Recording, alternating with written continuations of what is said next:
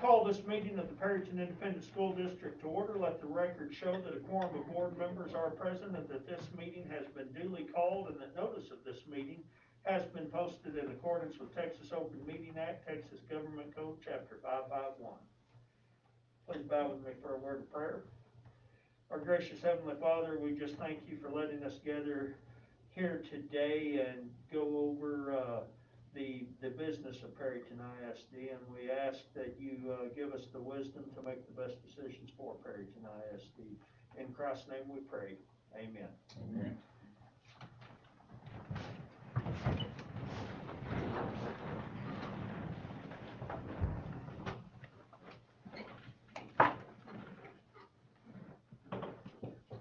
Do we have anyone for open call?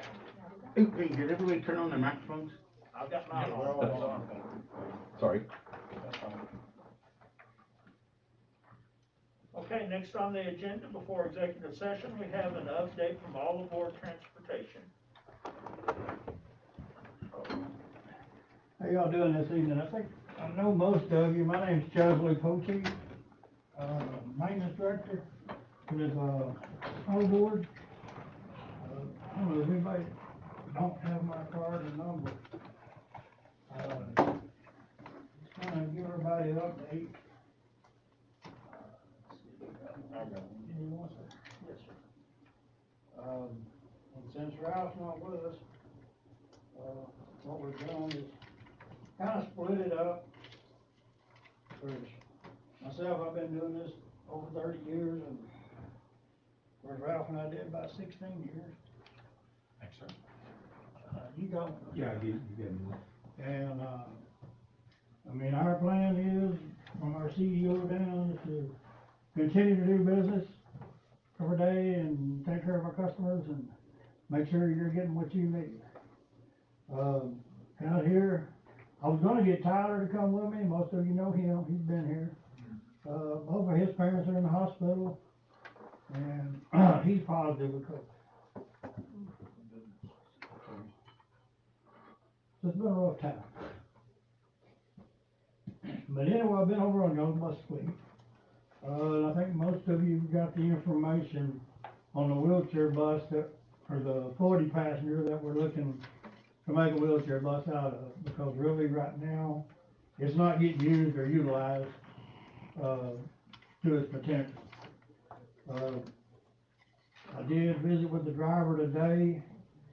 When I got that original bid, I was under the assumption she was carrying 3 chairs, but apparently we have 4 wheelchair students that are going to be going into high school next year, and she's basically been running 2 trips, picking some up, coming back, getting another trip. So I talked to the guy today, and in order to put 4 chairs in that thing, we're looking at basically $1,000 different from what the bid is.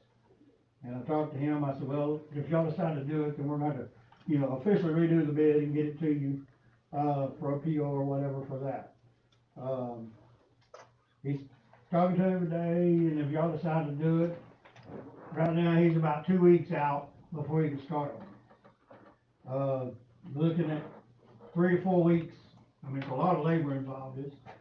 If you look at the bid, it's not so much parts and stuff, because the buses are designed with the rollable rails and the structure, everything, and it still has to meet Federal Motor Vehicle standards. So they got to take rails out, replace them, reframe it, and do all of that. So there's a lot of labor involved in it. And then that, and then adding the 4th chair, which the cost of it is really the tie down, because you're looking at $850 to $1,000 to tie 1 chair down. I mean, what the ratchets and all that stuff costs. Other than that, I mean, because you look at your special needs bus you got now, it's still a good bus. Got a lot of life left in it. But your problem is you got that little 89 model Chevrolet over there for a backup. And I think they carry 1 chair in here. And I mean, it's not gonna work, do what you need to do. And as opposed to buying a new special needs bus, I think roughly, I don't know what we're looking at, about 30, 28, something other to, On this one, yeah, the estimate was 20,111 before before that the AC. additional 1,000. Yes, sir, and that's Okay, without air and then conditioning. that, I've also got a bid on, getting it AC. I talked to Blue Star out here about it, and they said, well, they couldn't do the lift and stuff at all. And they had to send it to Tulsa to get AC on it. They wanted $8,000. Got a guy in Fort Worth that does excellent work, and I think it was 7,600, Yes. the bid on it to do the AC. So, I mean, basically, you're probably looking at 4 to 6 weeks if you decide to do it. By the time we get it there, get everything done, and get it done. Looking today, let's see, looking today on the, I know I'll give you a bid estimate on a new bus. I'll give them a bid on a new Bluebird and a new International. There's some money difference in there. Basically, nowadays, International uses a Cummins engine, same identical engine Bluebird uses, same Allison transmission, gear train, powertrain's all the same. I think there was about $6,000 or $7,000 difference in the cost between the two different buses. With the exception, I think, on the Bluebird, they said, looking, what did they say, 120 days out, or whatever, if you ordered one. 145. 145. International's got them, he's got 30 of them built right now. That, you know, if you wanted the AC, 'cause I got a bid with AC and without, because I know a lot of y'all are regular ed, you don't have AC. And I think it's 136,000 BTU AC units in the 77s, which is 3. You got a front unit, mid unit, and rear unit. In those, if y'all decided you wanted the AC, the big buses. What we're looking at, and really need to get a plan together, guys, because if you look at the bulk of your fleet carrying your daily loads, you're looking at 05 to 07 buses. So they're getting pretty old and pretty long in the tooth. And one problem with them is, 4 of them, I believe, got the Cat engines in. And of course, Cat can't even build a highway engine anymore. They can't meet emissions. And if you have to replace one of those engines, you're looking at 18 to 20 grand, you know, and a bus that ain't worth $2,000. So, working on trying to find some used buses, you know, some good used buses, that could help out some districts. But I've got other districts too that, you know, I mean, realistically, now you're gonna spend $100 grand on a new bus. That's just where it is. Ain't a whole lot we can do about that. But I mean, right now, the average age of the fleet, you're pushing, all your route buses, daily buses, you're pushing 12 years old. How many miles do most of those have, the 10, 12-year-old buses, give or take? You know, y'all run a ton of miles. You're probably anywhere from Chesley, 150. there's the last, there's the last mileage, you can kind of look at them and see. What, 177, 152, 141, 238, 272. All of those are diesel driven? Yes, sir. What's the expected life? What do you think we ought to get out of them? You know, realistically, if you take care of them good from day one, you should be able to pull 200 to 250 out of one. One of the issues we have here, especially with the newer buses, you know, the emissions the government makes us put on with the DPF stuff, and a lot of your in-town routes, they kill the emission system because you don't get the heat built up in it to clean them out. And one option that you could look at, and we've done this in 2 other locations, and we've actually had good luck with them. Bluebird offers a gas engine. It's a big block V10, and we've had extremely good luck with them. You're talking probably less than a half a mile per gallon difference in fuel mileage with that gas and that diesel. And I mean, the biggest benefit to the gas ones, you don't have all the I mean, you still got the, you know, your sensors and stuff, but you don't have the DPFs and all that stuff. They don't have to heat up and burn out and clean up like the diesels do. So this DEF issue that you're talking about, because I know what they are on the semis. Yeah. And basically sitting and idling and sitting in Kills town, it. it's worse than the It kills field. it, yeah. But I know what it does, I mean, I'm Yeah. assuming it does the same thing in Oh, town. yeah, well, the problem is, we got some There's- routes over that don't run 15 minutes. You know, by the time they get out, they move around, they stop, they idle around, and even, the mechanic I talked to him about it, put it on the highway, when you PM it, just run the dog out of it, clean it out, which he does some of them out of the way now. I mean, your other option on that, which I didn't say this, but if you took and had them deleted, you'd eliminate it. I've got some districts that done that. Now, I can't do it, I can't tell you to do it, but it will fix the problem. But. Just a little illegal. Yeah. But, Problem with the diesels though, Yeah. definitely that DEF, it'll give you problems from day one. oh, yeah, Oh, yeah, It's a I'm horrible aware of problem, it. yeah. well, the deal is that the system they put on a school bus is designed for a mid-sized truck, which runs a highway. Okay, it gets up temperature, burns out, cleans up, works great. School bus application, it just don't work that great. You know, if you got one running trip buses and stuff, and that's all they run, we never mess with them. Now, your route buses, it's constant. A former board member and I had a lot of interest in something that no one else really seemed to get behind, and since this is what you do all day, every day, what's been your experience with, buses that were rebuilt and reconditioned through the TDCJ program or whatever? I've heard bad things, I've heard good things.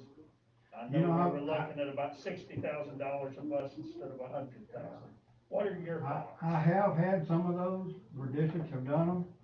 As far as the running gear, everything like that was great, no issues. The biggest problems we had with them when we got them back, electrical nightmares. I mean, they didn't connect all the wiring and stuff back into them, and I mean, that's the issue that I personally had with them. Right, I right, mean, and as that's far why I as, wanna know. as some far of as the buses running with gears and updates. stuff, I mean, I've never really had any engine problems, transmission problems. They do a hell of a job on the, excuse my language, on the interiors. Absolutely. Yeah, they look nice. Oh, I've yeah, seen them myself. they do, they look great. They look like a brand new bus. The biggest issues I've ever had with them, like I say, is electrical issues. The dashes, the lights, you know, stuff like that. So you wouldn't rule out looking at one, but you throw a caution out there that we could have some electrical issues. Oh, yeah. If we went that direction. Well, that's what, I've got a district down south right now that, matter of fact, I ordered 2 buses for them, cause in 19, they bought an entire fleet. And I finally convinced them, guys, you don't wanna wait 10 years and have a 10-year-old fleet. Right. We need to start replacing them.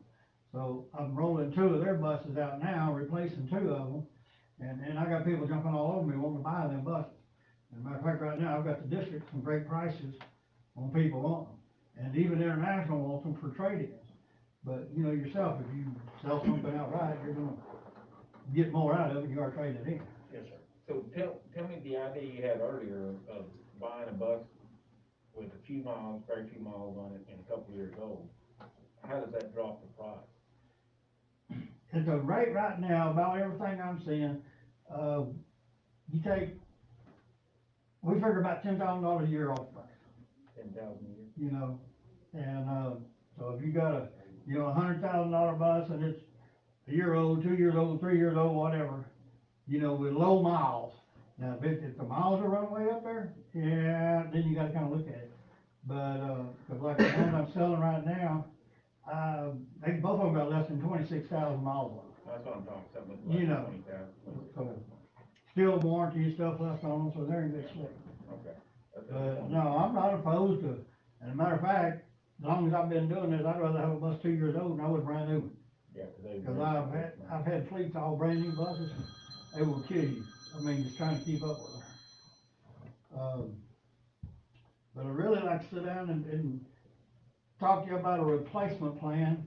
You know, and I know you can't afford to go buy 10 buses or 5 buses or whatever. But the main thing, I try to tell everybody, look at 10%. You know, if you could do one a year, one every other year, or, you know, something like that. It staggers the age of your fleet, which is good, and it keeps you updated. 'Cause, I mean, y'all do run a lot of miles here, What about the chassis? Cause you're saying the engine's good for 250,000, that stuff. What about the chassis, rust? If you PM them, you keep them greased, really, you shouldn't do much chassis work at all, other than the new ones with the airbags, we replace them, you know, and of course, the cold temperature and stuff kinda gets to them going up and down, but that's not, That's not an issue. you know, you're not talking big expense or big job or nothing to put rear airbags on there. But now, as long as you PM them and you keep them greased and stuff, the front end, the suspension they got on there now, should last you the life of the bus.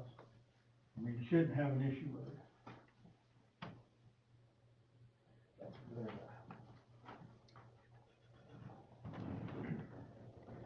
And I guess, I don't know, talking to Kyle in them today, probably about the end of March or something or other, we'll get a hold of y'all about, 'cause I think April, somewhere along in there, that renewal deal comes up, and we'll get a hold of y'all, but, I mean, if you got any questions or concerns about whether we're gonna be here, or what are we gonna do since we're out loud, we're gonna be here. As long as you want us here, we're gonna take care of business. So will you be the new Ralph then? Right now, yes, sir. Well, I still got Tyler still gonna be Yeah, involved he in still it. comes in, but you'll be Yeah. coming like Ralph. Yeah. Every now and then. And, of course, right now, I'm still doing all my maintenance stuff, but I'm kinda overseeing Brownwood and this one.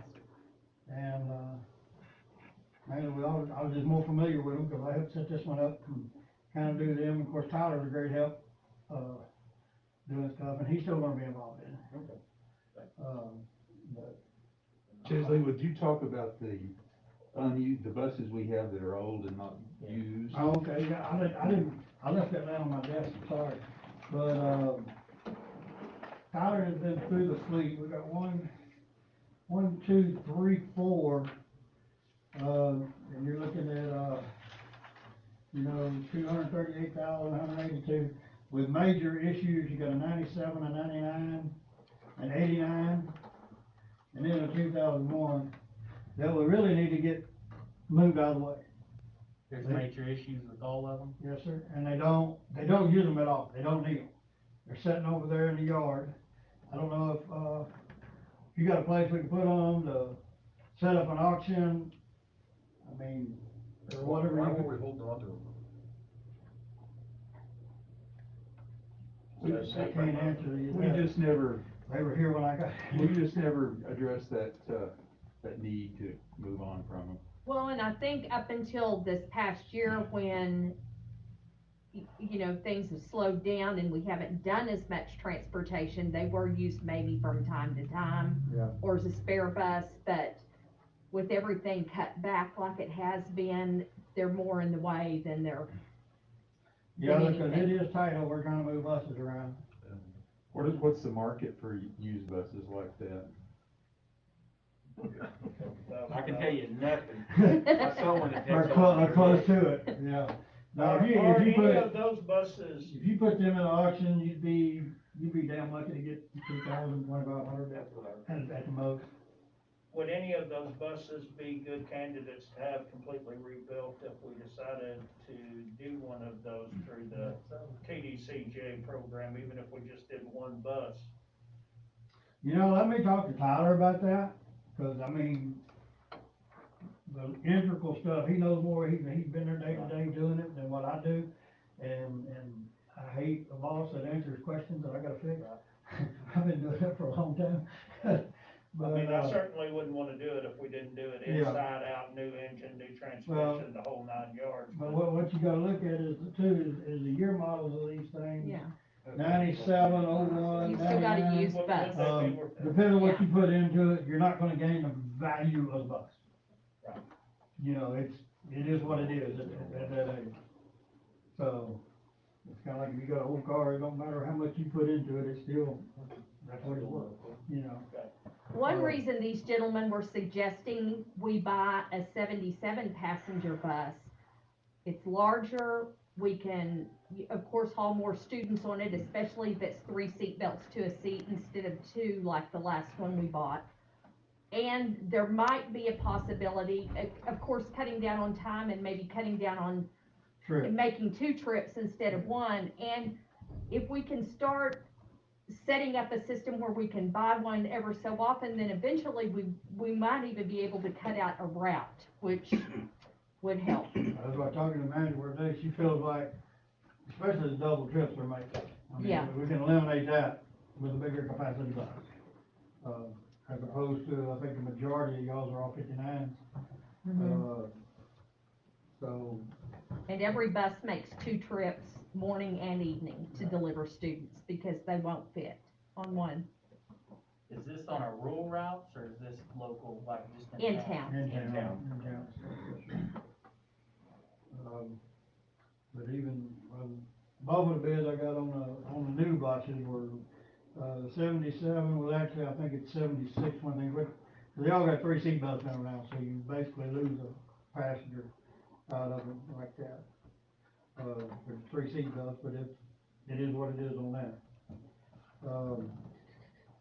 Chisley, weren't you saying that special ed bus, that bus that we wanna convert to special ed is really hardly usable now because it's so small? Well, they very rarely ever use it. I It's a think they use it- 59 passenger bus, but with the seat belts, it's only 40. Yeah, it's a 40 passenger, And it's way so, the seating's configured. and this is gonna be the way to maximize the value out of that bus by Well, converting it. and realistically too, if y'all decide to do that, you're gonna gain, basically a new wheelchair bus, plus the one you got now, you're gonna extend the life of it by a bunch, backing it up to a spare. And, and if we needed to convert it to 4 chairs for a backup, we could, cause I know in some of the districts I've done, we basically buy a 71 passenger bus tracked all the way through for wheelchairs. I mean, I think you can carry, I believe it's 6 legally that you can carry in it at one time.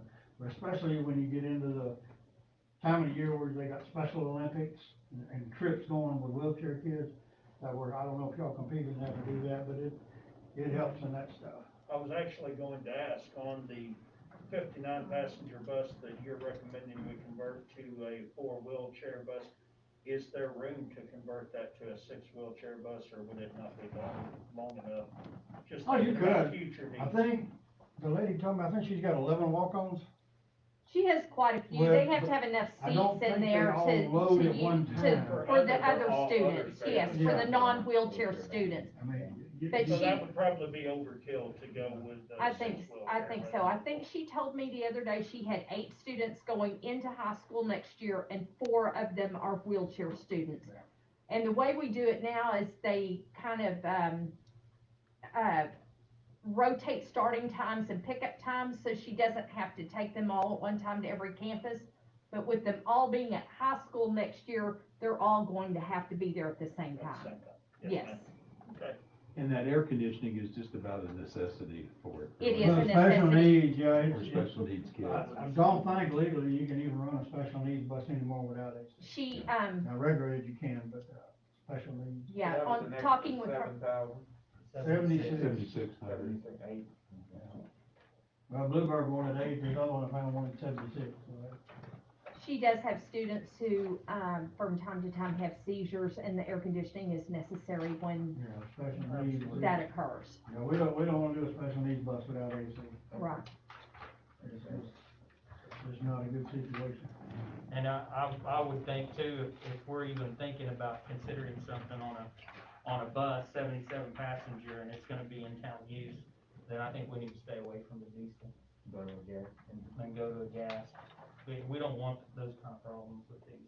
I just got one. But I can, I'd have to get Wayne over there at Blue Star to send me a bid on the gas. I didn't get a bid on the gas. Right.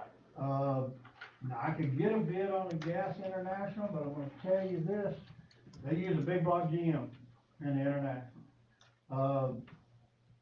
We've used them a few times, they're pretty light and moving. Now, if you're just running in town, flat ground stuff, they're great. But if you got any hills to climb, anything running like that, the V10 Ford, the big block Ford, and the Bluebird actually does pretty decent. Well, if that's gonna be our primary use, I mean, for it, it sounds like it'll be in-town use. Yeah. So, Oh, that's not, all I gotta do is make a We don't have phone any call. hills. no, No hills around here. Well, and that would be a lot cheaper, you go gas versus Yeah. diesel. That's gonna well, cheapen it up. and the life of the bus, I mean, and really, I've been real pleased with them, when we've been running, we've had basically zero issues out of them, and I mean, they're daily route buses. But, I mean, I can get you quotes on both of them if you wanna look at them. Like I say, we've had pretty good luck out of that V10 Ford, and the big block GM does fine as far as running and doing stuff, so. But I'll just make them calls in the morning, I can get you bids on both of them, I'll just shoot them to you. Are you still wanting to AC your big buses or not? I mean, you're looking at about $8,000 difference is what you're looking at, if you do or you don't. Do our buses, in-town buses have? I don't think they do, no, No, they I don't have don't it now, Either. Right now, the only thing you got AC is your activities and your special needs. yes. Okay. The activities bus, are equipped that way, but not nothing to short circuit here in town. But I'm just thinking, I think the activity buses have the windows that don't come open either. Yeah, they're sealed. Gotta have it. Yeah. Right now, all you got is activity and the special needs bus. The other buses have the windows that come down. Yes. I mean, that's y'all's call, if you want it bid in there, I can get it in there, if you don't, well, I'll tell them without AC. How about as an option? I'll have them do it both ways. Do it both ways, on that. That's what they did on these. I got a couple of phone calls, and hopefully I can have that tomorrow for you, Okay. they send it to me. I would think if we're buying a new 77 passenger, brand new bus, $100,000, another $8,000 for air conditioning. You know, Yeah, I'll let you reach out. might as well update, I mean, if we're gonna update the fleet, we might as well update. Well, I do like the idea of just slowly buying some, you're not buying a whole fleet at one time. Yeah. Because that would keep Well, the cost of their car. You know, that's great, it looks great on the lot with a whole bunch of brand new buses, but realistically, over the lifetime of a fleet running through, it's not good for you, it's not good for me. You know, because you're gonna wind up at this point with all these buses this age, to where, and like I say, I always shoot for 10%. You know, if you can replace 10%, you're gonna keep your fleet rotating, you know. All right. You guys got any more questions or concerns? Tom, I would just like to say, you know, on behalf of the district, we're all saddened by the loss of Ralph. We enjoyed working with him, great guy, and we look forward to working more with you and continuing our partnership with all the board. I appreciate it, we look forward to working with y'all. Like I say, hopefully you'll see minimal change. I mean, Ralph and I worked together a lot of years and kinda thought along the same lines, so. Well, I know I sure enjoyed working with him, so. All of you got my card, and don't ever hesitate to call, and I'd say Tyler's still gonna be involved in out here too, and, for matter of fact, I was on the phone with him about 3 times a day, 'cause, I mean, he's on, boots on the ground, you know, and that's where I try to get my information from, the people doing it. Have you convinced him to buy a house here yet? He still lives with his mom and daddy, you know. Smart man, smart man. I found out today that his mom and dad both in the hospital, and he tested positive for it, 'cause he was gonna come out here with me, and then when he said the other day, I said, no, you need to stay there and take care of them, and he said, Father, no, I haven't had any calls. I done had it, done been there and done it, I don't want it again. Where does he live now? Sherman. Sherman, is that where Ralph lived too? Well, Ralph lived in Tom Bean, it's about 15, 18 miles out of Close to Sherman. there, yeah. We're a little east of there. But, I was talking with our CEOs and stuff with the company, and they're planning on continuing doing. Like he said, he don't like to make snap decisions. I don't know that we're gonna have a new route anytime soon, but we're gonna continue to take care of business like we need to do. All right. I appreciate it, guys. Thank you, sir. Thank Thank you you for for coming out. coming out. If, Appreciate you coming out. y'all need need anything else from me, I may go, or You bet. I'll holler at you tomorrow. You bet. See if I can get you those quotes on our gas buses. Okay, that works. All right. Thank you. Thank you. Thank you.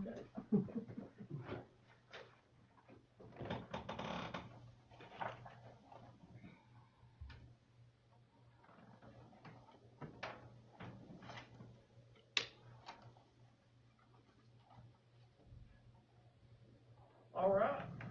This board will now convene in a closed meeting to discuss the following items posted on our agenda this evening as allowed by the Texas Government Code, Chapter 551.074, discussing personnel.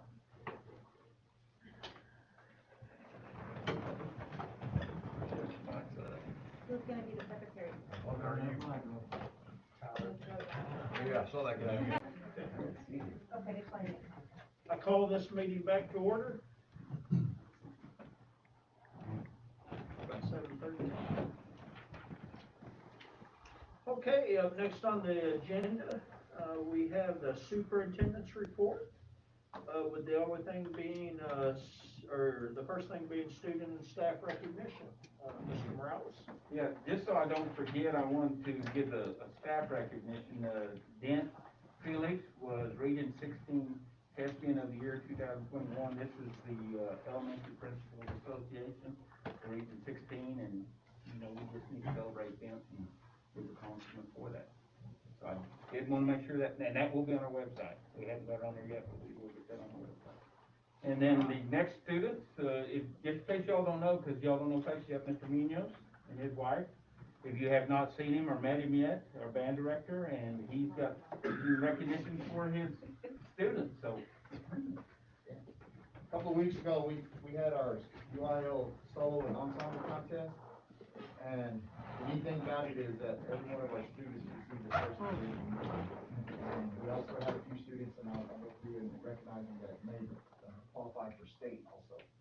But I'll start off with our soloist, Vladimir Elenis. Certificate. Got a big solo. And he'll come back up again in a little bit. He also received, he also got first division in our flute choir, which qualified for state. Our next soloist was Rachel Snell. She also is had a flute solo.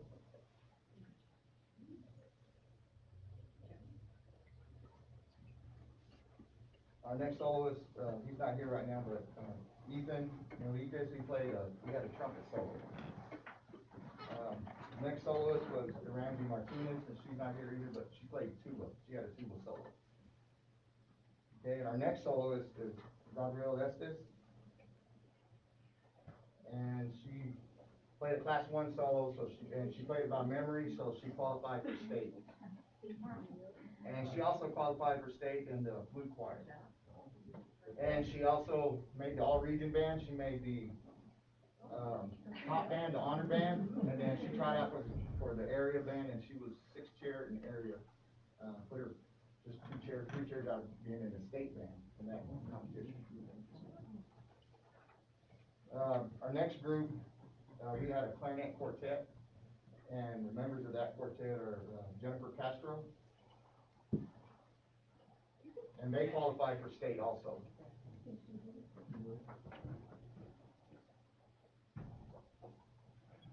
Evelyn Hernandez.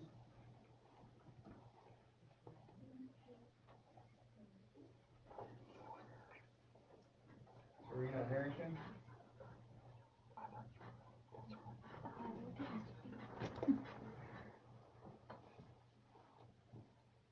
Sable Ortiz, but she's not here tonight. Other members of the flute choir, Abigail Baker, she's not here tonight, and that qualified for state also. Patricia Senicetos also isn't here tonight, but she qualified for state with the flute choir. And of course, Vladimir Elenis again, he qualified. Gabriel Estes qualified with that flute choir. Serenity Gonzalez.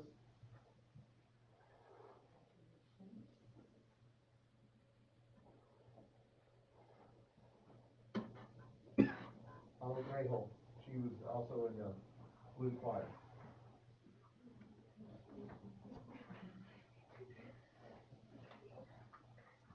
So we had 15 medals that day, and then we also had 11 that qualified for state. So it's really good day for them. So,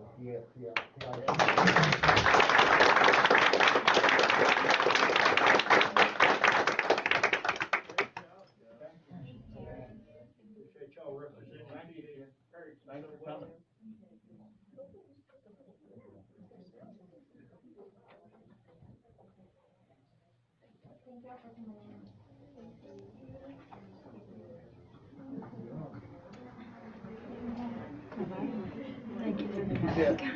I can see you're getting tired of it.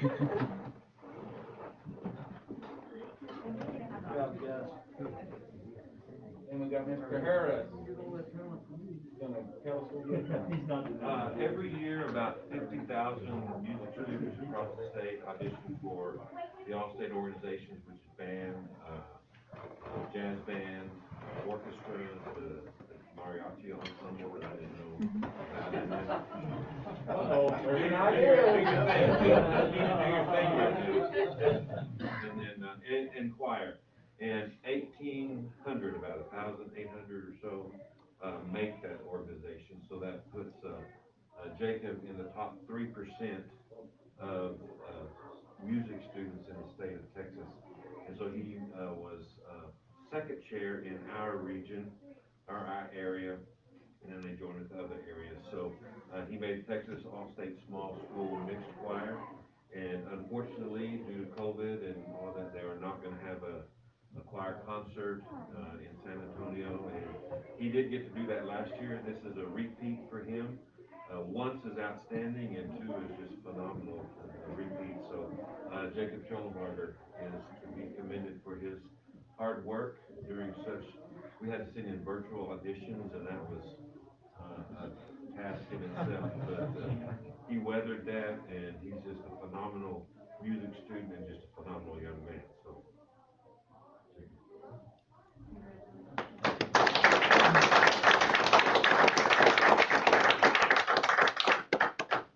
Do you have a couple others you want to mention or not? There's a district and region audition, and you have to be in the top, was it 12, 20?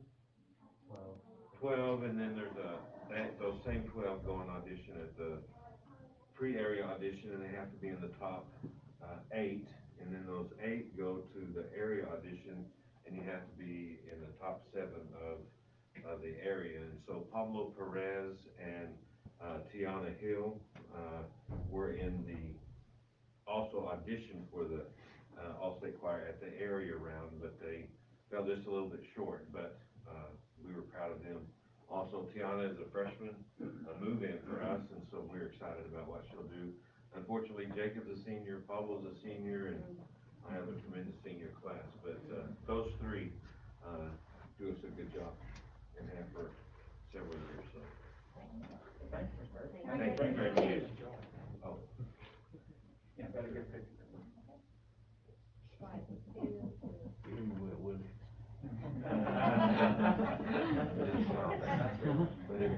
Thank y'all. Thank you very much. Congrats. Thank you. You can just leave it as art did not come. Okay. For PHS Art, we also have some students to recognize who competed and did well at the Woodward Art Competition. We have Sarai Sandoval, first in drawing, second in painting, second in watercolor. Yaslin and Chando, second in pastel. Denise Enriquez, honorable mention in watercolor. Melanie Jimenez, honorable mention in painting. And Chloe Tanner, honorable mention in photography. And they're in competition today, so I don't have here.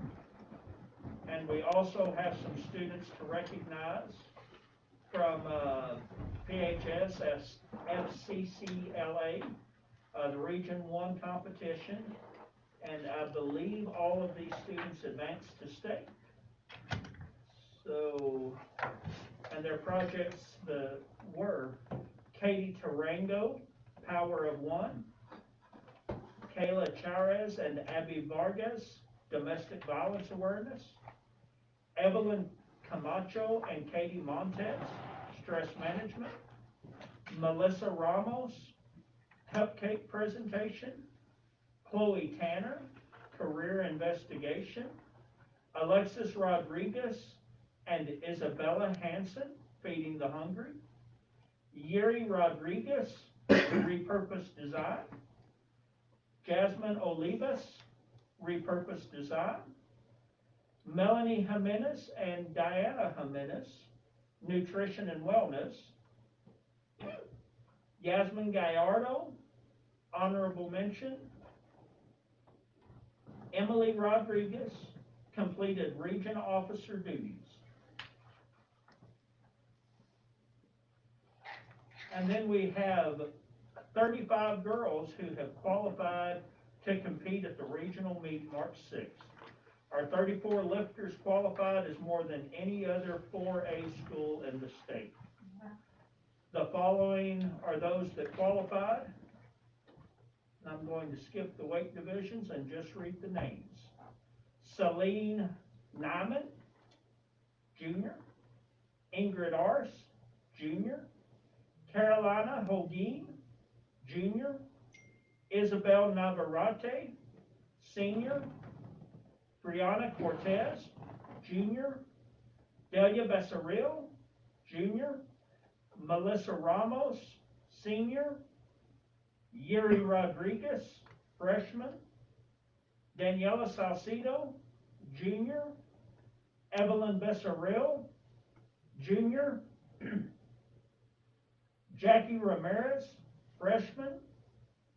Katie Thomas, Sophomore. Diana Jimenez, Sophomore. Aramzi Martinez, Junior. Adamaris Banos, Freshman. Cheyenne Buck, Junior. Vanessa Chavera, Freshman. Kareem Rojo, Junior. Sabrina Olvera, Junior. Sable Ortiz, Junior. Lupita Ramirez, Senior.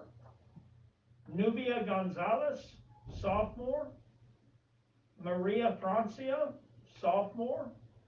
Maya Valenzuela, Sophomore. Fatima Estrada, Sophomore. Allison Ortiz, Senior. Aliyah Valenzuela, Senior. Samantha Laughlin, Sophomore. Alejandra Salas, Junior. Itzel Segarro, Senior. Marisol Ramirez, Junior. Andrea Favela, Senior. Genesis Mendoza, Sophomore. Abby Vargas, Junior. And I would like to apologize to everyone whose name I mispronounced or butchered altogether. But anyway, we're proud of our kids and just a lot of great things going on at Perryton ISD.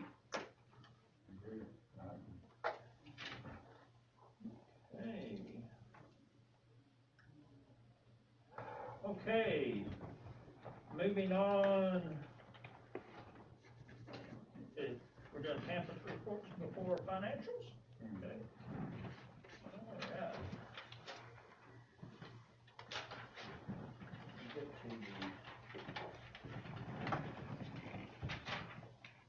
All right. Okay.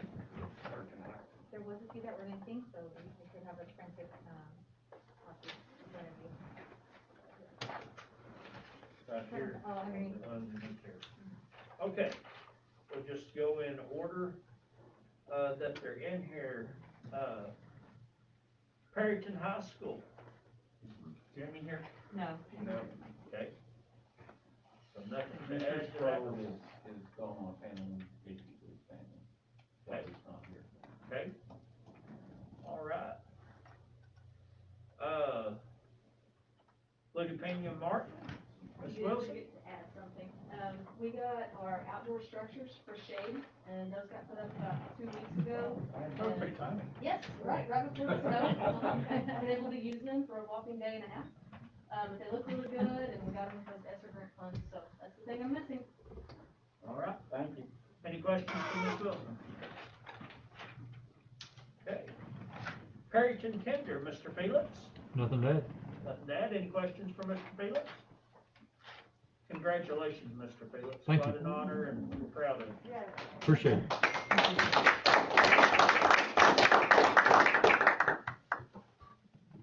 Okay, and I'll just go ahead and get all these and then move on. Safety and communication, Darren is not here tonight. We're getting there, we're getting there. I know how anxious you are. All right, maintenance, Mr. Kemp. Oh, there you are, sorry. Anything to add to your report? I did have a quick question. Yes. You talked about everything, being full-time occupied, you know, so it stays warm, keep all the pipes from freezing, this, that, and the other. Was that at the same time that XL was No. sending everyone? No, My, that was- my question, and you can throw rocks at me, or anybody in the room, throw rocks at me if you want. XL asked all the schools in the area to close down to save energy, but we sent everybody home to multiple houses to now have heat and light on, and still had to leave buildings warm to keep pipes going. In your estimation, did we actually save any energy, or was it just something weird for them to do and feel good? Basically, the 2 days that we were closed down were kinda like being on weekend for us. I mean, we just went on occupied settings and, yeah, there's no way to, I'll put it this way. In taking care of our buildings, there's no way to shut everything down completely. Right, reason for my question. I mean, it's kinda ludicrous to even, go that far to think, and I've had people actually say, well, why are the lights on in school buildings and stuff like that, not just here, but just in general, and I'm like, a lot of these places like junior high, they got motion sensor lights, somebody walks through, they're gonna come on, I mean, they're just, you can't shut everything down and keep a building running in that kind of temperature, so. Yeah, we strategically occupied things that we knew we had problems with in the past. So more specifically from an Excel standpoint, signaling quite a bit of virtue. And that was about it. My comments, not anybody else's. No. My comments, not anybody else's. Wes, we were in touch, a lot of people were, asking, were we in touch with Excel? We had been in touch with Excel, we had been talking to them that whole time. We were asking for a letter or some documentation that actually asked us to shut school down, and that's why we were one of the last schools to do it. Right. I don't know if y'all were watching that, but we were one of the last schools to actually do that. And, cause my thinking was just like yours, well, we still gotta keep our building reasonably warm and do that, but, I guess weekend mode probably did save some, I don't know how much energy it saves, but we couldn't shut down completely. There's no way to do that. And if it's gonna be true savings, should not also, I have been told, shut down the grain elevator or two. Cotton gins be called, or shut, those types of things that sometimes logic enters my mind and fights with the reality. Well, like I say, we waited till we got that letter before we did, and we did have one pipe bust in the district that I know of, and it's over at Wright, and it was good. We had a couple other places that did freeze up, but I mean, we took ceiling tiles out, got some heat up in there, and luckily we didn't have anything rupture, so. Okay. State gonna hold us harmless. We are gonna, apply for a waiver, and hopefully we don't lose our snow days or any other things we have. There's supposed to be 3 days there that they're allowing for the energy crisis. Okay. As it turned out, that pipe that busted on Wednesday, if we would have been away from school or not having school, it might have flooded the whole school, so. We'd have had second grade hall flooded for Yeah, sure. we were fortunate we had school that day, because it happened during the middle of school. One kid, what was it, she said this morning? She said, he ran out and says, he can't swim. He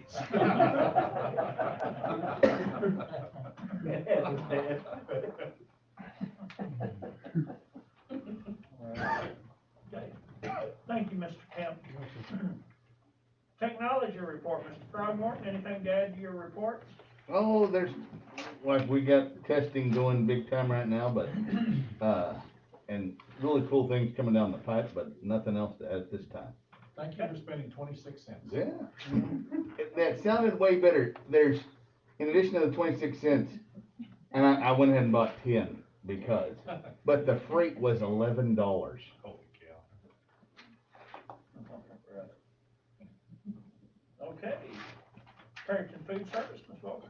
We're just excited about last month's claim, but now that we lost 2 days, so it won't be as good as what we were hoping for this month, but that was the most we have gotten since 2017-18 on any claim, any monthly claim. So I think people are realizing right now it's safer for them to go ahead and eat our meals and eat our meals free, and so that's a good thing. Okay. All right, well, thank you. Ranger Roundup Learning Center. Dr. Rock, nothing to add? Nothing to add. Okay, curriculum and instruction, Dr. Rock. I am gonna go over our HB3 goals, and I placed these under your legal pad. So I'm gonna start with this one, which is the HB3 early literacy goals. Dr. Rock? Yes. I'm sorry, I was just going in the order of the book. Can we hold off and I can get the last of? Sure. I was going in the order of the book and gonna get these afterwards, and I realized this is another spot on the agenda. So, Perryton, Junior High, Mr. Garcia? He's not. Okay, all right. Okay, Williams Intermediate School District, Mr. Cate. It's all good at Williams. All right. I mean, 85 degrees, from a week ago change, we're good. Yeah. Okay, and athletics? Dumas track meet for this weekend has changed to Saturday and it's varsity only. So there won't be anything Thursday. And then the JV is canceled out. They're going varsity only. Okay. Yeah. Oh, okay. All right, and I knew she was, and I wasn't seeing the report. All right, Wright Elementary, Miss Beats. I just want to say a special thanks to Alan and his crew and our custodial staff, and then every teacher in second grade. We had the only pipe that burst in the cold was our hose connection on the outside, and water came rushing into Mrs. Wright's 2A classroom, and Alan's crew, Gary, they got it shut off really fast, and we had a couple of inches of water in Mrs. Wright's room, got all the furniture out, and squeegeed all of it out the back door onto the playground, and it was cleaned up real quick. Our custodial staff did a great job, so. But just a little funny story, one of our second graders, the water started rushing in very quickly, and he saw the water there and grabbed the things on his desk and ran out the door and said, "I don't know how to swim." So he ran out, but everybody was safe. Thank you, Alan, and your crew. All right, thank you. spoiled her thunder, didn't Okay, I'm sorry to, Dr. Rock. That's okay. Go ahead. Hopefully this won't be, well, never mind, no more comments. Going into the HB3 goals, y'all don't have to stay for this if you don't want to. HB3 goals, we're looking at first and second grade TPRI. So we do have the report on this for Wright Elementary. So this is first and second grade. So we set the goal that was approved back in December to increase from 79% to 87% for our students to be on grade level on this reading assessment. So looking at 2021, that's our target goal, the target, which is 81%. And then you can look at the bottom section, and the 2021 goes across our subpopulations as well. So that's what I will be reporting on. So for Hispanics, we're looking at 81%, white 86, the special education 52%, and eco disadvantaged the 76%. Want to remind you that our teachers are participating in the reading academies over these next 3 years. So we still have several teachers that are participating at the 1st and 2nd grade. So looking at the board outcome goal progress monitoring report, the goal is stated on here. Again, the percent of 1st through 2nd grade students that score on grade level or above in reading on the TPRI will increase from 79% to 87% by June 2024. And next to it, you'll see that we are off track, and I will explain that in the chart that's below that. So the blue line represents 1st grade, and at the beginning of the year, we had 9% of the students that were on track. Mid-year, we were at 52%. So we did see a lot of growth from beginning of the year to the middle of the year assessment. And moving on to 2nd grade, the orange line, they started out at 51% beginning of the year, and middle of the year, they are at 69%. And then you'll see the gray line, which is the target line, which is a target that we set on our HB3 goal of 81%. Okay. Looking at closing the gap, so now looking at the subpopulations that are on our HB3 goal. Currently, we have 1st grade Hispanics at 46%, goal is 81. White, 31%, goal is 86.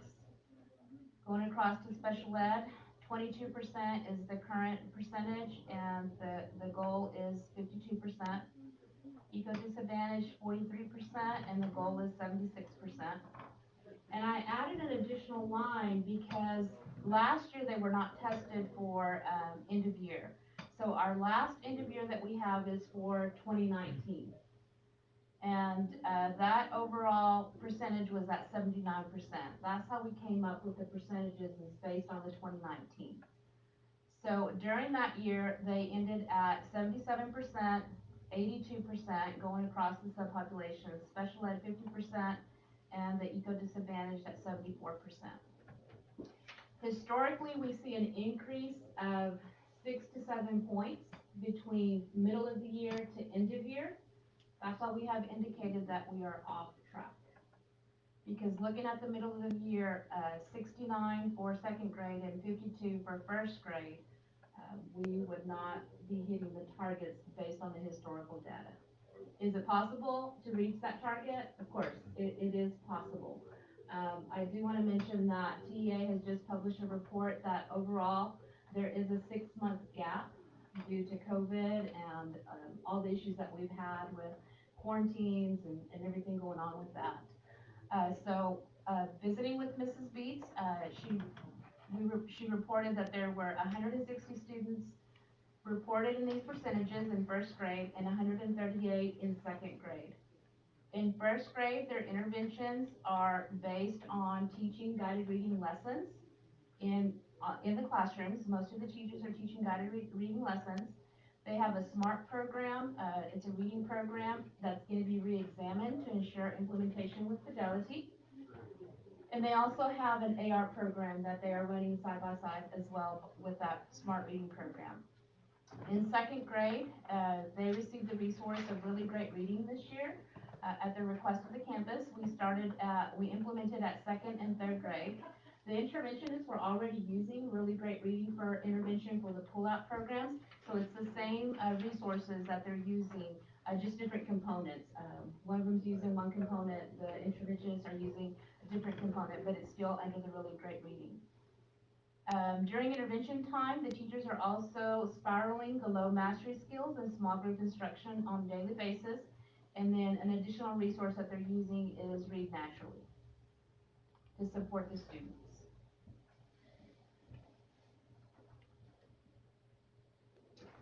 Questions?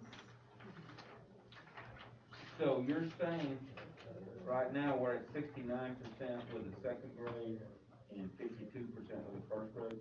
Correct. And so that's saying we're off target, we need to be higher than that to be able to hit our goal, A goal of 81%, correct. so. Basically need to be about 74% if we were going to be on track for only a 6 or 7%. Correct. So we may be slightly off track in second grade and possibly off track for first grade.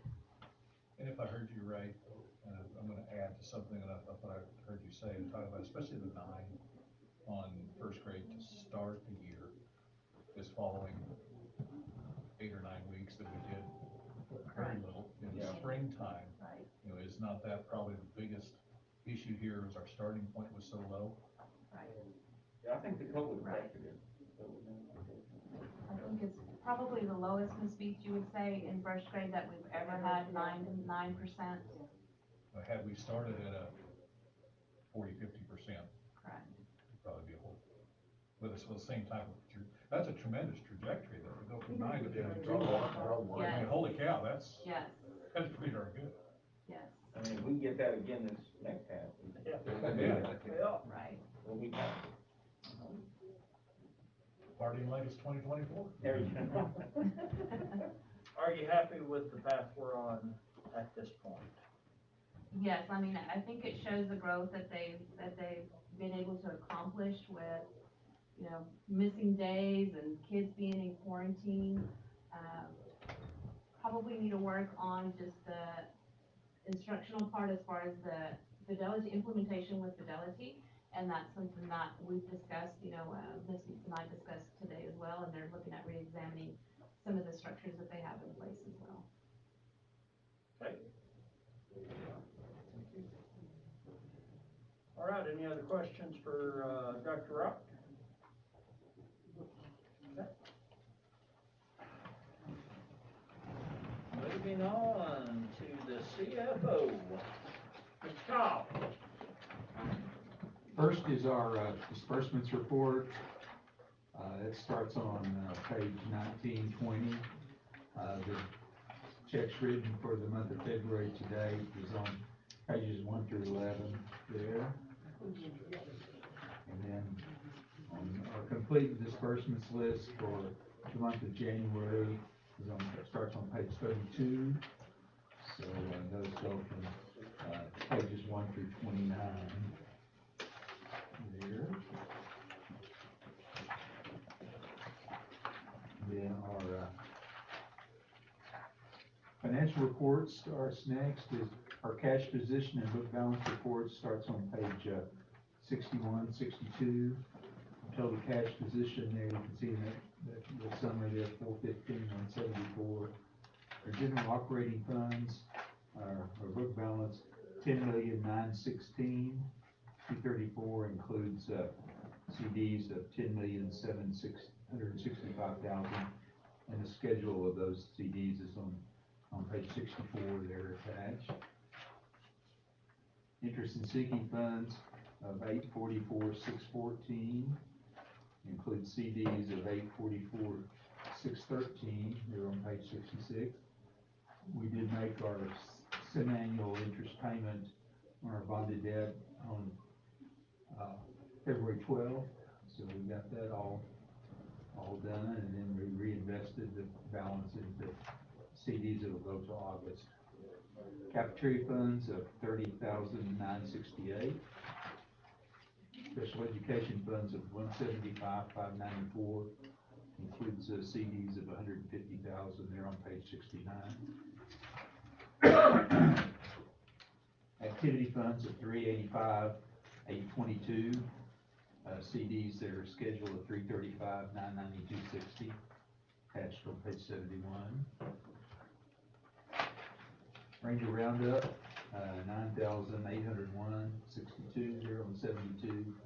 Capital projects, 81,117.10, which is our turf replacement project CD. Okay, financial statements in our general operating funds, they're on our spreadsheet format. They're page 75. Revenues, this is for 5 months through January 31st. We realized 11,780,000. Expenditures, up to date of $9,411,000 there total. The capital outlay number there going across is 115,875. The schedule of those is on page 76 there.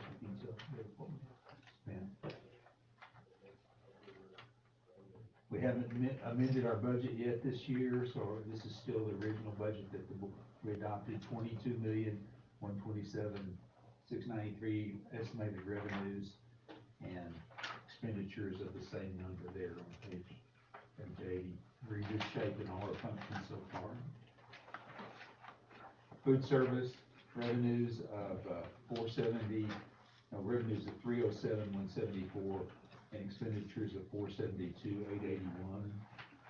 The same numbers there on the financial statements. I've included a copy of I think things are looking better on our revenues or reimbursements there. You can see on page, let's see, that'd be 84.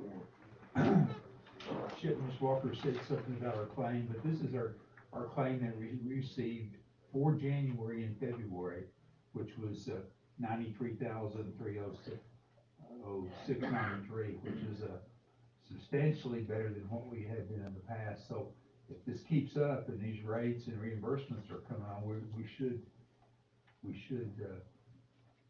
show better results moving forward for the rest of the year, I think.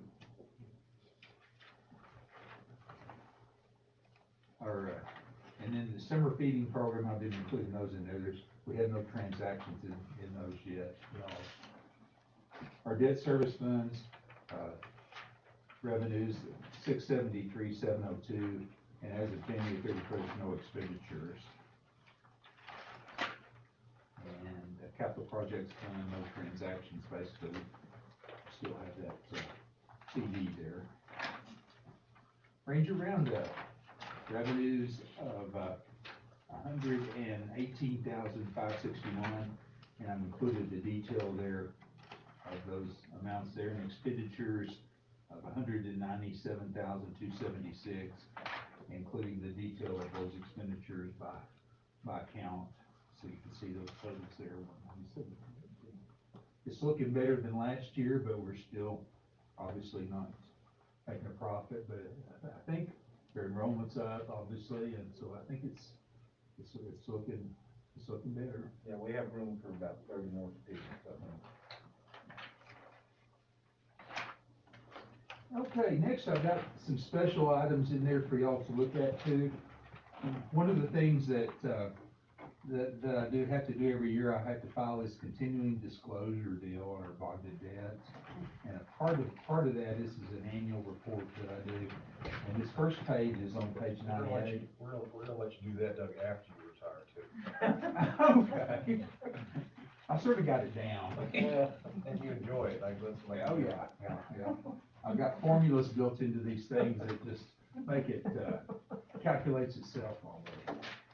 So, this is our 2020 tax roll, and it sort of is an overview of the INS roll, but the M&O tax roll is the only difference is the Chapter 313 agreement that limits the M&O taxes. There you can see the total values there, actual value of $1,607,000, and then loss to ag use and other losses 390. Then the assessed valuation of $1,216,000, and then we have mandated exemptions there. So that gets us down to the 2020 assessed valuation number. For INS purposes, you can see is $1,159,000. For M&O purposes is $1,033,000. So you can see down there, of course, that we're talking about Paladura Wind Energy.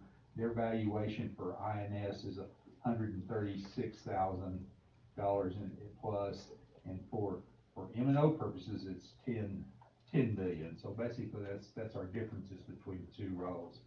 And then I get an updated amount from the county judge on the population. That's the number he gave me there. And then our top principal taxpayers are listed there as part of our disclosure. And of course, there's quite a quite a change from last year, you know, all the numbers are down, so you can see how those, and then at the bottom there is just sort of a summary of our tax collections for the prior year, 2019's for the full year, and of course then we got that 1,159,000 number, our assessed valuation, their number, included there, so that's something I've been doing every year, so y'all, any questions on that? We're still well behind on collections on 2019, I see. 95% as opposed to. Yeah, that's for the end of last year, so those numbers haven't been, of course, we're not updating anything now, and I'm not sure where we are percentage-wise. I've got some reports that we can probably calculate that, but yeah, that was our, you see how that's a good point. Look how that dropped from the prior year. Now, this is for the full year ended 2018. We had a total tax collection rate of 99.02%, and then it dropped to, for 2019, 95.35%. That's a huge number, like we talked about. Amount of money. Yeah, we talked about that's a $500,000 in tax collections that we didn't get last year. You know, but hopefully we'll get a lot of it coming forward when the delinquent tax collections start, and of course people, you know, obviously that don't pay their taxes, eventually penalties and interest and attorney fees add on to it, so So when we collect those delinquent taxes, will they go back and be added on to 2019? No. They'll be added to 2020, and there's a possibility that we could go over We'll 100%. You wouldn't redo those percentages. You would just have more delinquent tax collections in the current year that we budget for. Like, we'll get it in the schedule here when we talk about that in a minute. You'll see how that plays into play there. So, but that is significant, it really is. And then you can see how the valuations drop too, you know, for the net valuation, 1,159,000 compared to 2019, 1,445,000. You know, it's a huge drop. So, and then this other schedule on page, the next page, which would be 99, is a schedule, a comparative deal of these are audited financial numbers for our general operating fund. You can see we ended this mirrors our audit. It's exactly like our audit, except I've keeping, for comparative purposes, the wind energy payments as sort of separately as a line item there to keep up with those. So last year we had $206,000 in chapter 313 payments that, apart from the foundation, that was a direct payment from Powder Wind Energy. So that, of course, we ended our year with a fund balance of $6,940,000, which that's from our audit report too. So you can see how those different functions, you know, our instruction totals compare to prior years. You know, our total instructional budget there, function 11 for last year, 12,304,000, which is less than what it was in 2016, 12,424,000, and 2017, 12,825,000. You can see how that's dropped, and we've got more reductions to do moving forward too, and we did more into this current year that we're in too. So. And our fund balance is higher, get back to the level it was in 2017, and so I think right now our fund balance is right where it needs to be. It's adequate. I don't think we ought to go much lower, but we're in good shape now. The next section I've got is talk about changes in our depository contracts. This is a copy of our extension that we did 2 years ago. It was March of 2019. The law at that time was we could extend it for 3 years, and that was our 3rd year. So normally we would be looking for going out for bids again this year. One of the changes they make that you don't even have to file these with TEA anymore. I've got that highlighted in yellow there. But one of the changes they allowed is that if, they're on page 103, that if you have a reference in your district of innovation plan, exemption, that you can be exempted from complying with that provision in the contract. And we decided that we would like to do that. It's agreeable to the bank, they're agreeable to it too. So if y'all, and they're working on the District of Innovation update, it's coming here pretty good. But if we get that built into that, what we would do, we would come back with the bank and do a 2-year extension based on the same terms. And Mr. Hale's agreeable to that now too. So that would be what James and I would recommend that we do. It would keep us from having to go out for bids, and I don't think we would get anywhere close to the terms that we have now if we went out for bids, plus the hassle and all the deals of going out for bid like that too. So we don't have an action item for you to do that, but if we're going to intend to put that in the District of Innovation, and when y'all do pass that, then we would come back with a resolution extending that for another 2 years, which would only lock us in for 2 years, but we wouldn't have to go out for bids again for it. So. And then the next item is I've got some revenue projections and sort of updates for you. Now that with HB3, the projecting school foundation revenues has become a challenge. We project and we estimate what our average daily attendance is. We have to estimate that, and then last year, was the first year that we have to estimate what our certified values are, which is that T2 number that we do. And remember last year, the first year, it was brand new, and that's been the thing. What do you put down for that? Because it's a variable, you don't know what it is. And we put down in our funding, our template the year before last, we used what the appraisal district had given us for valuation, which is what we were taxing on. And then as it turned out, that was a lot higher than what the comptroller came back with their T2 number a year ago. And then that, we talked about that before, that resulted in a pretty good windfall for us when the comptroller, or the TEA built new numbers into the funding formulas in the settle-up, so we benefited from it last year.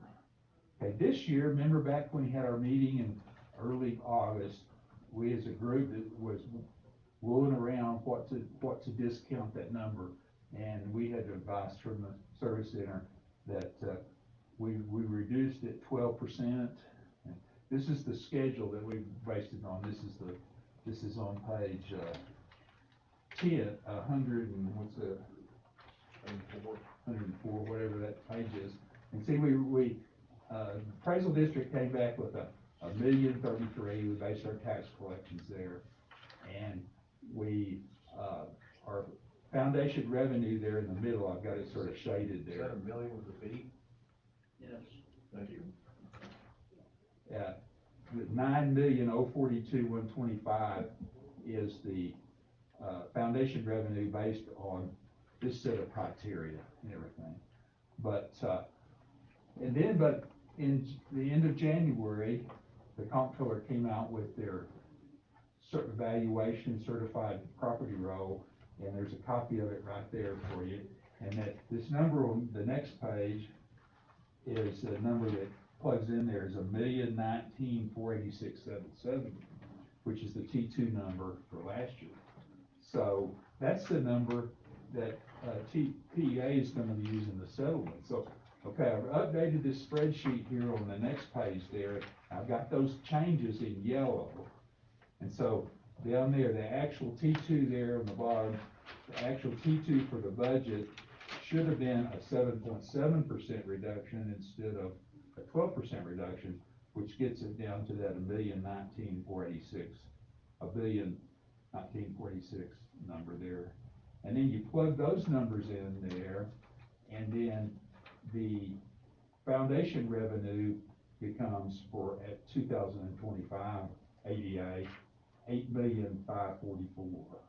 So what that results is a decrease in foundation revenues of 497,675, which is almost $500,000 that we won't realize that revenue. And so you can see at different levels, it's pretty consistent on the amount of ADA. So where we got a $2 million bonus last year, we're getting a $500,000 hit this year. Yes. And then TEA comes back and they update their funding formulas there. And then see on this next page, on page 108, they plugged in, the original estimate they use for every school in the state, they use a 4.7% increase in values, and they put it. But see, their number comes back after they plug that in. For ours, it's 8,529,473, which is pretty much right in line with what we're projecting there, 8,544,000. Of course, the difference is in projections of ADA and that kind of thing too. So I'm pretty sure that that number is going to be what we're going to end up with. Of course, we still have ADA variables to work through.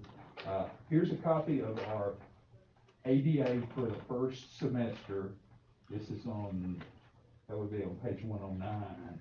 And that number is 1962.92.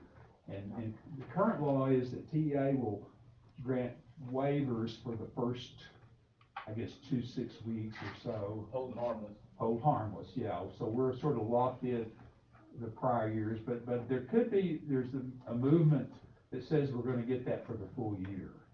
So there could be some savings there, but see, we budgeted in that funding, in our spreadsheet back there, 2025.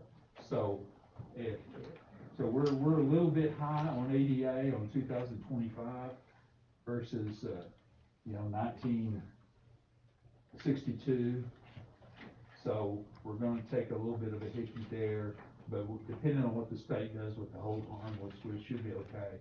But I still think we can end up with a balance, a net push, our revenues equal our expenditures, because we have things in our budget that we don't spend, and we've got the ESSER grants that's paying for things that we would have spent locally, and we always have some things that we end up not spending too. So my hope is that we'll end up the year sort of a break-even number for this year, is what my thinking is right now. So I wanted to keep y'all informed on that. That's sort of the best number that we have right now, that decrease of $500,000. So keep that in your thoughts moving forward.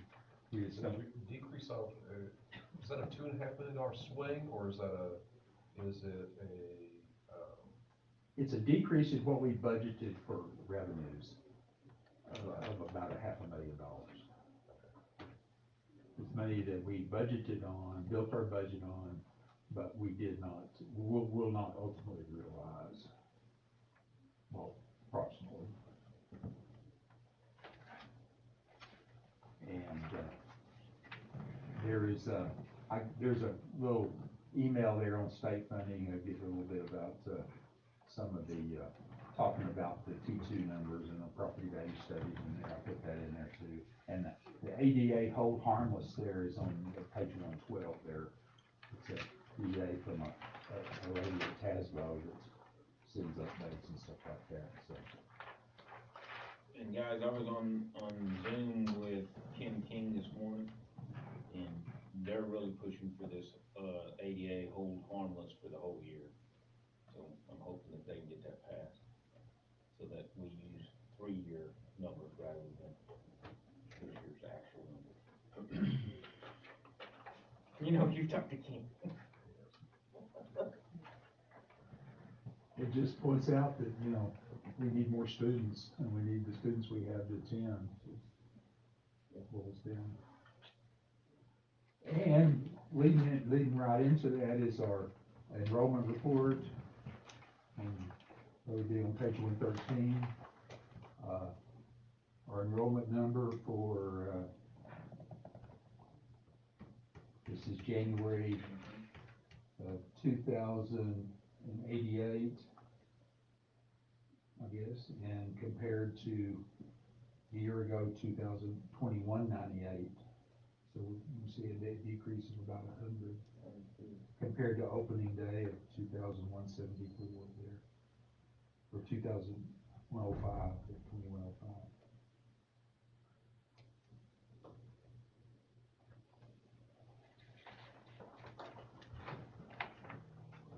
All right. Any questions, comments, or? Any questions for Doug? All right, thank you, Doug. You're welcome, thanks. Okay, moving on to minutes of the prior meeting. This time I'd entertain a motion to approve the minutes of the prior meetings. That's two. So moved. Have a motion and a second to approve the minutes of the prior meetings. Any further discussion? All in favor? All opposed? Motion carries 6-0.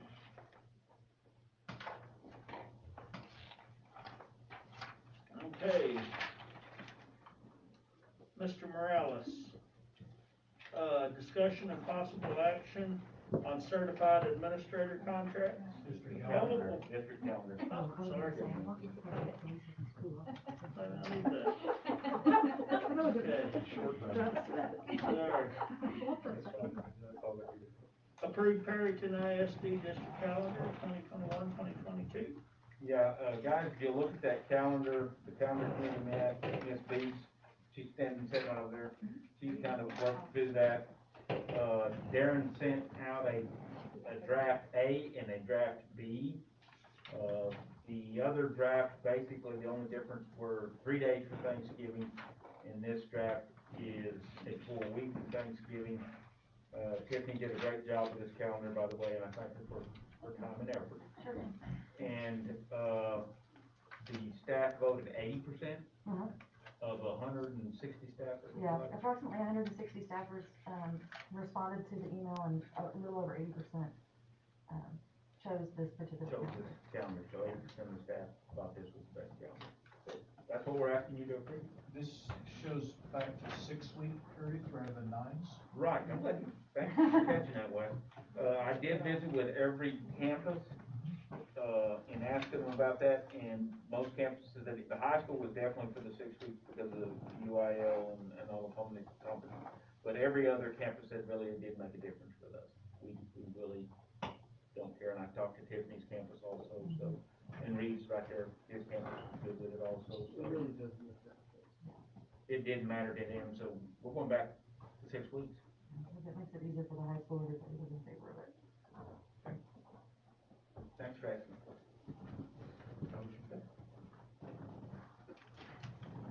I've got a motion to approve the, and a second.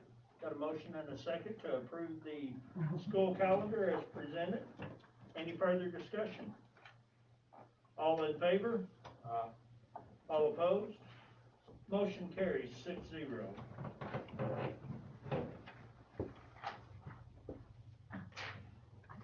Make sure I'm correct if I'm wrong here. I think we're down to discussion and possible action on contract considerations for superintendent. And at this time, I would entertain a motion to approve the superintendent for an extension on his current contract. Have a motion and a second to approve the superintendent for an extension of 1 year on his current contract. All in favor? All opposed? Motion carries 6-0. Okay. And on to discussion and possible action on certified administrator contracts.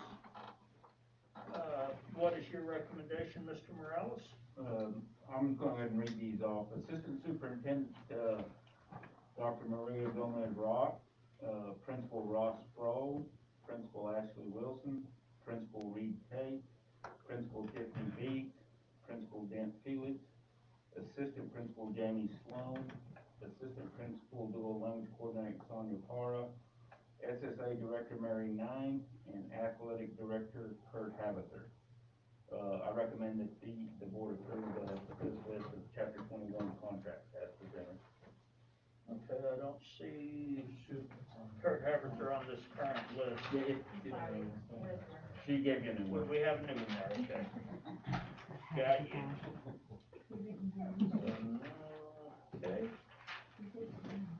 All right. We have Mr. Morales' recommendation, and at this time, I would entertain a motion to approve the list of Chapter 21 administrator contracts that, Mr. Morales, just read off. I've got a motion and a second to approve, the list of Chapter 21, administrator contracts, that Mr. Morales just read off. Any further discussion? All in favor? All opposed? Motion carries 6-0.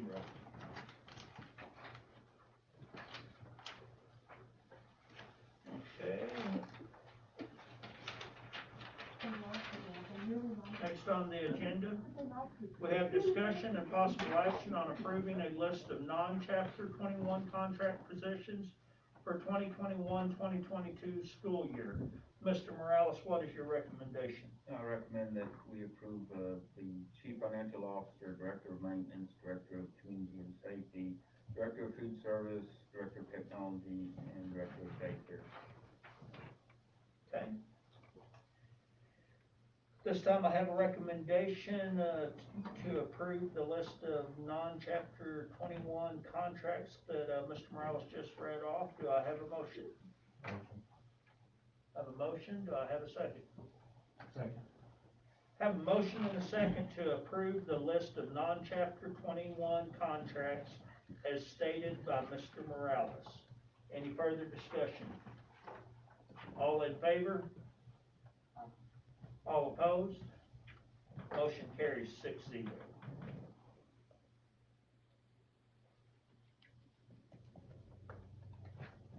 Okay.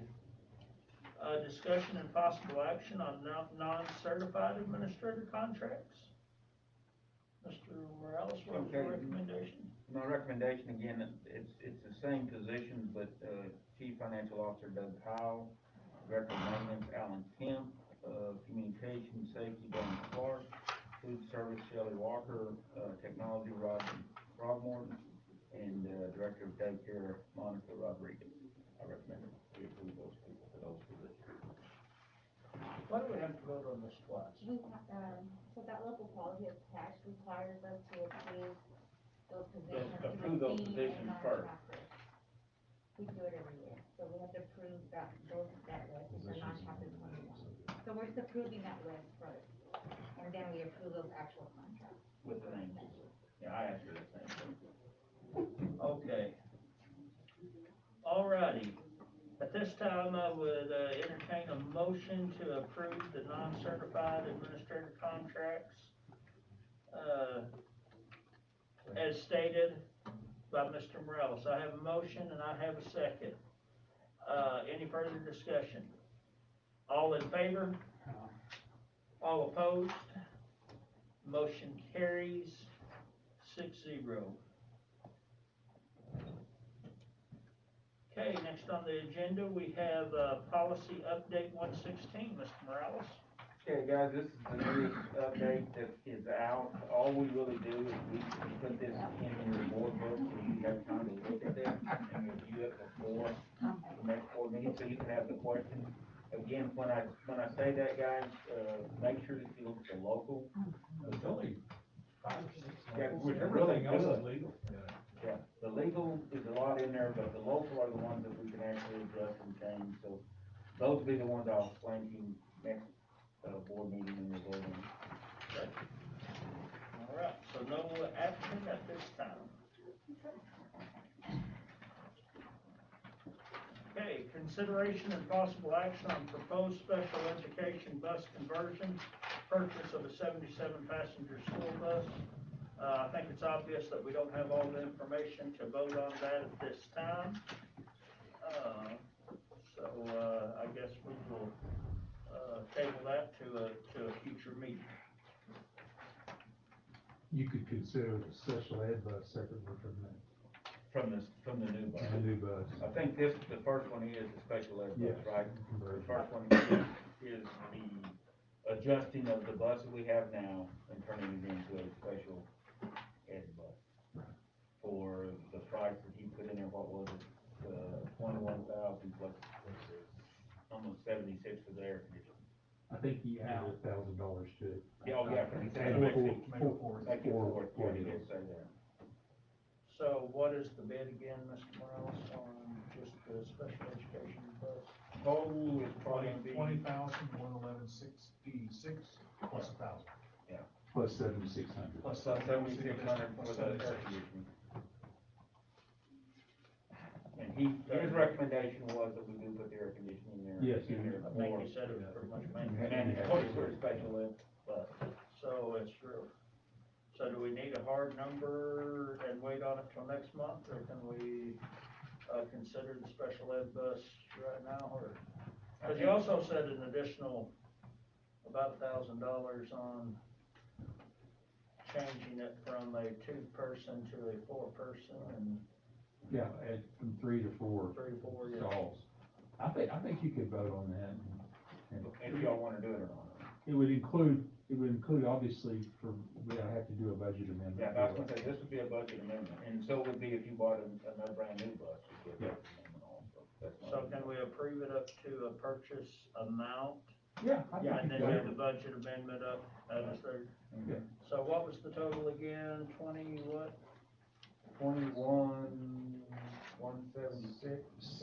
I Gonna think- need to add 1,000 plus 7,600, is But I another think we could, 8,600? if we deal direct with this bucks, we can take that sales tax off. See, I've got an X through that there for bottom. So that gets, that's, highlighted amount. Right. So do we approve approve this, Everything all together. do we approve up to $30,000 without having to come back to the board? Would that give us that'd be great. what we needed to Be do? great. Yeah, then they could get moving on it probably. Okay. I would make that motion. Okay, I have a motion to approve up to $30,000, for the conversion of a bus to a 4-person handicap, 4-chair handicap accessible bus with air conditioning. Do I have a second? Second. Got a motion and a second, any further discussion? All in favor? All opposed? Motion carries 6-0. Okay. If there's nothing else to the good of this meeting adjourned.